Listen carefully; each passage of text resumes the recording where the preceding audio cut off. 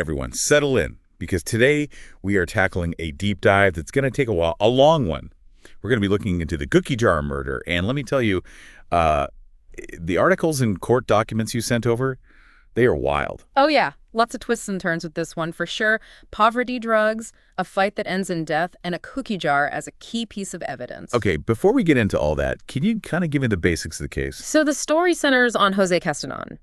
This guy was dealing marijuana and ecstasy. Back in 2013, he was found dead in his house after a really brutal attack. Okay, so the cookie jar, where does that come into play? It's not some kind of like bake-off gone wrong, is it? Nah, nothing so lighthearted. The court documents and witness testimonies, they show that Sonia Bautista used a ceramic cookie jar to deliver a fatal blow to Castanon's head. Okay, that is intense. Yeah. So who else was there? Were there other people involved? The articles mentioned a couple others. Yeah, there were two other people, Ricardo Lorenzo Macias Jr., who went by Ricky, and Brianna Garay. And they were all at Gaston's house for a drug deal, right? It definitely seems that way. Yeah. Yeah, Gary wanted to buy ecstasy pills, so she went to Castan's house, and she brought Macias and Bautista with her. So a drug deal gone wrong. Yeah. Where did things go south? Well, from what we can tell from court documents, an argument started, and it's not totally clear what started it. Maybe money, maybe the drugs, maybe something from their past, but whatever it was, it escalated into a full-blown fight. And that's when the cookie jar comes in. Exactly. Court records indicate that Macias was restraining Castanon.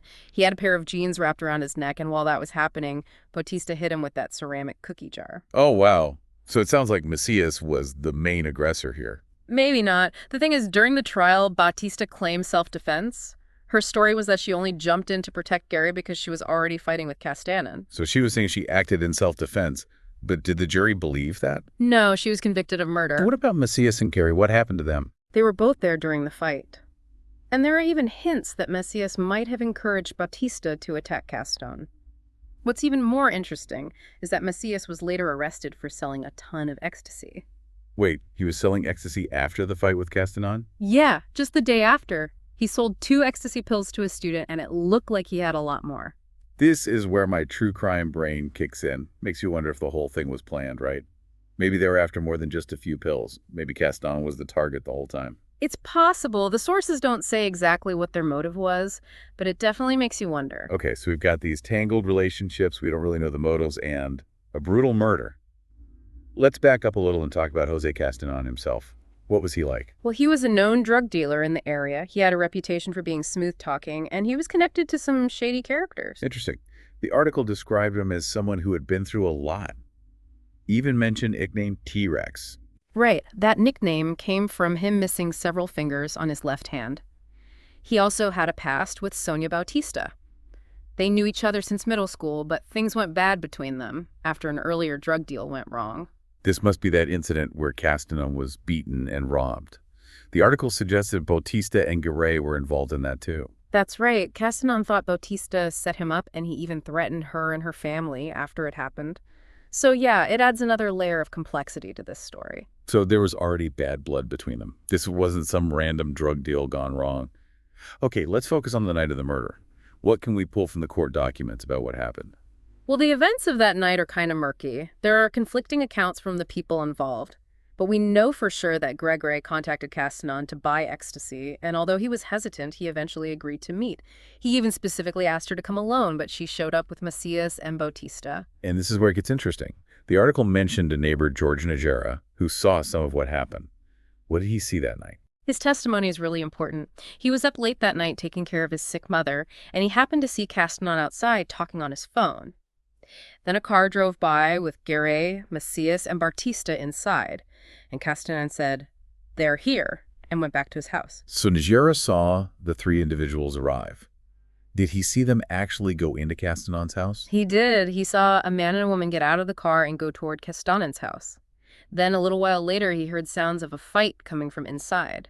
Moans and stomping and dogs barking. He also saw a second woman quickly get out of the car and go toward the house too. Sounds like things got out of hand fast. Did Najera see the actual murder? No, he didn't. But after hearing the commotion, he saw shadows of people leaving Castanon's house and then the car speeding away. He was worried, but he didn't call the police because he knew about Castanon's drug dealing. So he saw the moments leading up to the fight and then right after. So how was Castanon's body found? The next day, Daniela Espino, a friend of Castanon's, She went to his house after he stopped responding to her texts and calls. When she got there, she found him dead on the floor with a pair of jeans twisted around his neck.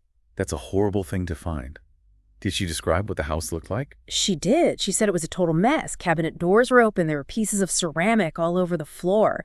Clearly, there had been a violent struggle. And that matches up with what the fire captain who responded to Espino's 911 call said, right? Yeah. They described the scene as pretty torn apart. Exactly. Did they find the murder weapon, the cookie jar at the crime scene? They did. Espino specifically mentioned seeing a shattered cookie jar among all the debris on the floor. So we have the witness accounts, we have the details of the crime scene, and then the investigation begins, right? So detectives start gathering evidence, interviewing the suspects. What were some of the key findings that came out of the investigation? One of the first things they did was look at Castanon's phone. They found that the last person he contacted was Macias. So they went to Macias's house, brought him in for questioning, and that's how they found out about Bautista. Sounds like they moved quickly. What happened when they questioned Bautista? She went to the police station and gave a video-recorded statement. In the statement, she said she went to Castanon's place with the others to buy ecstasy. At first, she said that Gary went in alone and that she only went in when she heard Garay screaming for help. So is she trying to downplay what she did? Did she ever admit to her role in the fight? She did. She confessed to punching Castanon and hitting him with the cookie jar while Macias was holding him down with the jeans. So she confessed to using the cookie jar as a weapon. That must have been huge for the prosecution.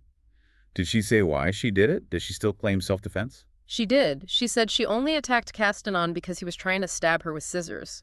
She also said she was furious because he had threatened her in the past. So she was trying to build a case for self-defense. But if that was true, why lie about it in the first place? Kind of suspicious. Yeah, definitely. And that inconsistency between her first story and her confession was a big part of the trial. The prosecution used it to argue that she wasn't acting in self-defense, but that there was something else going on. I can see how that would be a strong argument for the prosecution. A confession, and then all these lies. Did the investigation find anything else? They did. They got security footage from a nightclub that the three of them had gone to before they went to Castanon's house. This footage helped them figure out what the three were wearing that night. Then they got search warrants for both Macias and Bautista's houses. I bet they found something incriminating during those searches. They did. At Macias's house, they found a bunch of clothes covered in blood. They didn't find anything at Bautista's, but the bloody clothes from Macias's house really helped the prosecution's case. So the detectives were thorough. They got physical evidence, witness statements, and even video footage. But other than Bautista's confession, was there any other evidence directly linking her to the murder? Well, there are the text messages that the three of them exchanged after the fight. The things they said in the messages weren't a confession, but they were pretty damning. Macias said his face hurt, but that they had got down. Bautista said she had cuts on her hand, and Garay said she was taking care of Bautista. So the messages really imply they were involved in a violent altercation. Did the investigation find out why they attacked Castanon? Was it just about drugs, or was there something else? They didn't find anything that definitively explained their motives, but there are a few clues that we can look at. Oh, I love clues. What are they? Well, first of all, Bautista, Macias, and Garay all showed up at Castanon's together, even though he specifically asked Garay to come alone. That kind of suggests that they had planned something beforehand. That's true. It's not normal to bring two other people when you're buying drugs, especially when the seller says to come alone. So what's the second clue? We have the testimony of Michaela Bedwell. She's the student who bought ecstasy from Macias the day after Castanon died. That part was really interesting. What about her statement was so important? Bedwell said that when she bought the pills from Macias, she saw that he had a big bag full of them. So it makes you think that maybe they weren't there for a small buy. Maybe they wanted to steal all of Castanon's stash. It doesn't seem likely they just happened to find all those pills after the fight. It seems more like they took them from Caston. Exactly. And if they were trying to rob him, then Bautista's self-defense claim seems a lot less believable. It could have all been part of the plan. This adds a whole other layer to the case. Now it seems like we need to figure out if Bautista's actions were part of a planned robbery. Did they plan to kill Castanon, or did things just escalate out of control? That is the question, isn't it? And unfortunately, we don't really have enough information to know for sure. It's frustrating, but it's also kind of what makes this whole thing so interesting. We have all these pieces, but we don't know how they all fit together. We've talked about the people involved, the events leading up to the murder, the details of the crime scene, and the key findings of the investigation. What else should we talk about? We've only just scratched the surface. We still need to talk about their motives, the inconsistencies in their stories, and the legal battle that followed. All right, then, let's keep going. Next, we need to take a closer look at the trial. How did it play out? What were the arguments from the prosecution and the defense? The trial was crazy. There was conflating testimony and all kinds of legal maneuvering. The prosecution focused on Bautista's confession, the witness statements, and the physical evidence, especially the bloody clothes from Macias's house. They said that Bautista wasn't acting in self-defense and that it was all part of a robbery that turned deadly. It sounds like the prosecution had a strong case. What did the defense do? Bautista's lawyers, they focused on the inconsistencies in the witness statements, and they said that there wasn't enough evidence to prove that she actually killed Castanon. They said that Macias was the one who started the fight and strangled Castanon. They wanted the jury to see Bautista as someone who only got involved after Macias had already started attacking. Sounds like it was hard for the jury to know who was telling the truth. What about the fact that she lied to the police at first? Did the defense talk about that? They did. They said that she lied because she was scared and confused and that she told the truth once she felt safe. They wanted the jury to see her as the scared young woman who was in over her head. Interesting strategy. Trying to make the jury feel sorry for her. Did it work? Not really. The jury found her guilty of murder. Wow. So even with the defense team trying to help her, the jury didn't believe her story. What was it about the prosecution's case that convinced the jury? What were the strongest pieces of evidence or arguments? Well, a few things. First, she confessed to hitting Castanon with the cookie jar while he was being held down. She said it was self-defense, but the prosecution was able to argue that she used too much force and it wasn't justified. Yeah, that makes sense. Yeah. It's hard to argue self-defense when you use something that could kill someone, especially when they're already being restrained. Right. Were there other things? The text messages after the fight, those hurt her case too. She admitted to having cuts on her hand, and Gary said she was taking care of her. Those messages contradicted her first story where she said she only went in to help Gary and didn't fight. So the text messages made her seem less believable. What else contributed to the verdict? Michaela Bedwell, the student who bought the ecstasy from Macias the day after the murder, her testimony was a big part of it too. What she said about Macias having a lot of pills really helped the prosecution's argument that they were trying to rob Castanon, which means that Bautista's claim of self-defense didn't make much sense. It sounds like the prosecution really connected all the dots and told a convincing story. They made it seem like Bautista was a part of a robbery that went wrong. What about Macias and Garat? What happened to them? Macias was arrested for selling ecstasy. Garay was charged with murder too, but those charges were dropped. Really? Why did they drop the charges? Did they find some new evidence? The information we have doesn't really say why the charges were dropped, so we're just guessing. It's possible that she made a deal with the prosecution and agreed to testify against Bautista and Macias, or maybe they didn't have enough evidence to convict her. It's annoying not knowing all the details, but that happens a lot with real-life crime stories. Yeah. It makes you wonder what happened behind the scenes and what else went on. But let's go back to Bautista. What was her sentence? 48 years in prison and a $10,000 fine. 48 years. That's a long time. Seems like the jury was serious about their decision. But that wasn't the end of it, right? There were appeals and challenges. You're right. Bautista did appeal her conviction. She said there wasn't enough evidence that the jury instructions were wrong, and even that her lawyer didn't do a good job. But none of her appeals worked. It seems like she and her lawyers tried hard to change the verdict, but the prosecution's case was just too strong. We've covered so much already. We talked about the drug deal, the murder, the investigation, the trial, and now the appeals. We have. And we learned a lot about what happened and the legal battles, but there's still some unanswered questions and things that aren't clear. They definitely make you want to know more. I agree. Let's talk about those unanswered questions in the next part of our deep dive. We can look at the inconsistencies in the stories, try to figure out the motives, and talk about the bigger picture of this case. Sounds good. Okay, so we'll be back soon for this Paparator. Part 2 of our investigation into the cookie jar murder. We're back for more of the deep dive, and we are continuing our investigation into the cookie jar murder. Today, we're going to be focusing on all those unanswered questions and loose ends that we talked about last time. Yeah, this case has a lot of really interesting aspects that we need to look into. For sure.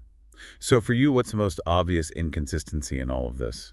Well, one of the biggest question marks has got to be Sonia Bautista's role in the fight. Her first statement to the police, where she said she only went into the house because she heard Gary screaming, that's totally different from her confession, where she admits to hitting Castanon with the cookie jar. Yeah, and the prosecution used that to say that she wasn't telling the truth and that she was more involved than she initially said. But what about the defense's explanation? That she was just scared and confused. Does that make sense in a situation like this? Well, I mean, it makes sense that someone might lie to the cops in a crazy situation like this, especially because they're afraid. But the thing is, she stuck with that lie for a while before she finally confessed. And that does make her story seem less believable. It's really hard to know what she was thinking. What other inconsistencies are there? The other thing that doesn't really add up is what happened during the fight. Bautista said that Castanon attacked her with scissors, and that's why she grabbed the cookie jar to defend herself. But the other witnesses and the evidence tell a different story. Okay, now this is interesting. What did the evidence say? Well, George Najera, the neighbor, he said that he heard sounds of a fight coming from inside the house before Bautista even went in. So that means the fight was already going on before she says that Castanon attacked her with the scissors. So that goes against what she said. And didn't the crime scene reports describe the house as being totally messed up? Oh, yeah, totally. The articles talked about how trashed it was with cabinet doors open and things thrown everywhere, and then, of course, the shattered cookie jar on the floor. So what does that tell us about what really happened? It means that the fight was probably longer and more violent than Bautista said. It's possible that the whole thing with the scissors never even happened, or that she made it sound worse than it was so that her self-defense claim would sound better. Sounds like there are a lot of problems with her story. What about Macias? His role seems pretty clear. He was holding Castanon down with the jeans, and then he's the one who got arrested for selling ecstasy afterward. Are there any questions about what he did? Even though what he did seems more obvious, there's still some questions about why he did it and how much he planned it beforehand. Did he go there planning to kill Castanon, or did things just get out of control? And where did he get all that ecstasy? Did he take it from Castanon, or was he getting it from somewhere else? Those are really good questions. Yeah. I'm really curious about the ecstasy. If he stole it from Castanon, then it seems like the robbery was planned. But if he got it from someone else, then why did they even attack Castanon? Was it about money, drugs, or was there something else going on, something personal? We can only guess, but it's possible that it wasn't just about the robbery. Remember how much bad blood there was between Castanon and Bautista after that other robbery? Maybe they wanted revenge, or maybe they thought he was in their way. The revenge idea is really interesting, especially because of Bautista's history with Castanon. It adds a whole other layer of emotion to the case. And it makes sense when you think about her statement to the police when she said she was mad at him because of his threats. I feel like we're starting to get a better idea of what might have happened that night.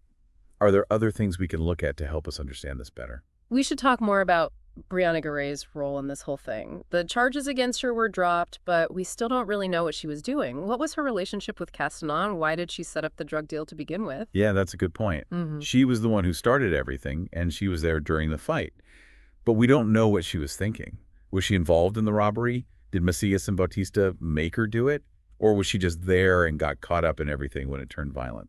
All of those are possibilities. Unfortunately, we don't have more information, and we haven't heard from Garay herself, so her role in this is still a mystery. It's like a missing piece of the puzzle. It would be great to know what she knows and how she saw everything. Too bad we don't know her side of the story. It's true. And it reminds us that there are always different sides to every crime, and sometimes we never hear those other stories. In this case, Garay's story might be what we need to really understand what happened. This whole case is so frustrating, but also fascinating. We have all these layers and so many unanswered questions. It's like peeling an onion. You just keep finding more and more layers. And sometimes there's no easy answer or a simple solution. We have to look at all the different possibilities and try to make sense of everything, even when it's confusing. You said that perfectly. I think we're doing a good job of that so far. We've looked at the things that don't add up. We've thought about different motives, and we've considered different theories, all to try and understand this really sad and complicated case. We have. And as we're wrapping up this part of our investigation, I think it's important to remember that this is about more than just what happened. This case shows us how dangerous the drug world is and how violence can really hurt communities. I agree. It's easy to focus on the crime itself, but we can't forget about the people who were hurt. A young man died, families were broken, and a whole community is dealing with the consequences of this violence. It reminds us that these stories aren't just isolated incidents. They're connected to bigger problems in our society, like poverty, addiction, and systems that don't work the way they should, which all contribute to this kind of violence. That's a really important thing to think about. So as we get ready for the final part of our deep dive, what are some things you hope our listeners will take away from this? I hope they'll remember that even in a case like this that seems pretty straightforward, like a drug deal gone wrong, There's always more to the story. There are different perspectives and questions that we might never have answers to. It reminds us that trying to find the truth and get justice can be really messy and complicated. That's a really powerful message, and it sets us up perfectly for the last part of our deep dive, where we'll talk about Bautista's appeals, what her conviction means, and the impact that the cookie jar murder has had. Let's get to that. Stay with us for part 3, where we'll finish up this crazy true crime story. Welcome back to the deep dive for the final part of our look into the cookie jar murder. In this last part, we're going to be talking about the legal stuff that happened after the verdict. You know, Sonia Bautista really fought hard to get that conviction overturned, and I'm curious what her legal team did to try to make that happen. They tried everything. They challenged the evidence, the instructions that the jury got, and even said that Bautista's lawyer didn't do a good enough job. From the documents you sent, it seems like they covered all their bases. One of their main arguments was that the prosecution didn't really prove that Bautista meant to seriously hurt Jose Castanon, or that what she did was dangerous enough to be considered murder. Right, they were basically saying her actions didn't meet the legal definition of murder. That's a pretty big claim, especially since she admitted to hitting him with the cookie jar. What do they use to back that up? Well, they focus on how chaotic the fight was and said it was impossible to know for sure who actually delivered the fatal blow. They also kept saying that the official cause of death was asphyxiation from the compression of the neck, which implies that it was Macias who actually killed him, not Bautista. So they were trying to make the jury doubt that the cookie jar was what killed him. Did it work? Did the appeals court agree? Nope. The appeals court decided to stick with the jury's guilty verdict. They said there was enough evidence to support it. They pointed to her confession, the witness statements, and the physical evidence like the bloodstains they found at Macias's house as proof that she was part of something that ended in death. It seems like the prosecution had a really strong case that was almost impossible to argue against. It really does sound that way. What about the other arguments in the appeal? Did any of those work? They brought up a couple of interesting things about the instructions that the jury got. Specifically, they said the trial court messed up by including instructions on something called the presumption of reasonableness when it comes to self-defense cases. Can you explain that? I'm not really up on all the legal terms, so I don't really get what that means. Sure. So the presumption of reasonableness basically means that if certain things are true, the jury should assume that the defendant had a good reason to believe they needed to use force. Okay, so if those things are true, it's easier to say it was self-defense.